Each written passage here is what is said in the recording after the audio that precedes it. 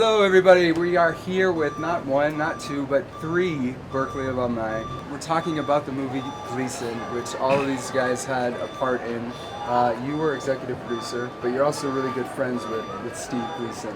Yeah, I think we should start by saying that I'm a football meathead, so I literally have no business being here at Sundance right now.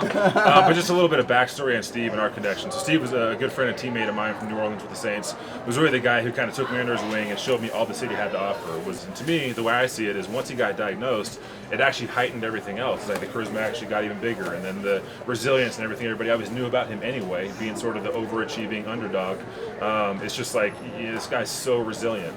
The average life expectancy of a patient with ALS is 2 to 5 years. So just being realistic about his chances of living a long time and beating this thing, he was being realistic about that. So he wanted to share as much of himself with his child, and it was just born in that intention. And that's how this whole thing began. It's kind of on the rest of us as his friends and sort of teammates and his support group to say, all right, man, let's figure out a way to make it happen. I have no idea how we're going to pull it off, but somehow things kind of always cosmically come together. So he's not a filmmaker, right? His connections in film come from, I'm assuming, Kevin, you're in the industry, you've been producing for quite some time.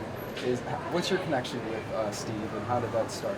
Another producer on the film, Kimmy Colt, approached me and told me about Steve's story, and it resonated with me because I had a friend from Cal, David Ames, who had ALS. She told me about, they had all this footage, I think more than 1,000 hours of footage that had been shot at that point over the course of 4 years, and they weren't sure what they were going to do with it. And, Ty and David, the two young guys who had shot most of that footage, had cut together a piece of the film to show us what it could look like, and it was just, it knocked everyone's socks off. If you could sum up Steve in one word, what would it be?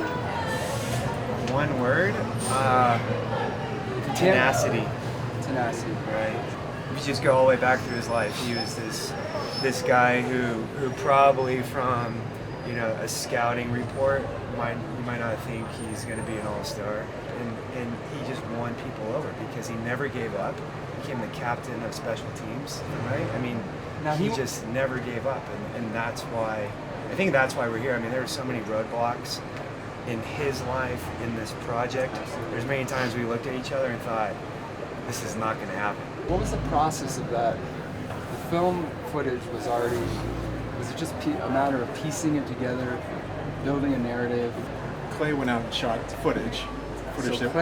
Some footage, additional footage. I mean, the bulk of the footage had been shot. Interesting. So it was really, directorially for him, it was kind of an editorial feat where he kind of found and shaped the narrative the story that was going to get told. With this much footage, this is one story. Had we picked somebody else, you could have taken a different story from this footage. Mm-hmm. There's so many avenues that we could have pursued on this project. It could have been what Steve has accomplished with Team Gleason. It could be more time spent on Steve and his son. But I think the product could be his wife Michelle's story. It could be Michelle's story. So this is one story. This could be a franchise, sequels, right? I don't know if we can do it. Thank you guys, and we're gonna huddle. So let's come in. On 3, we'll go Bears and Team Gleason. 1, 2, 3, go Bears! Team Gleason! Let's do it. Thanks, guys. Thank you.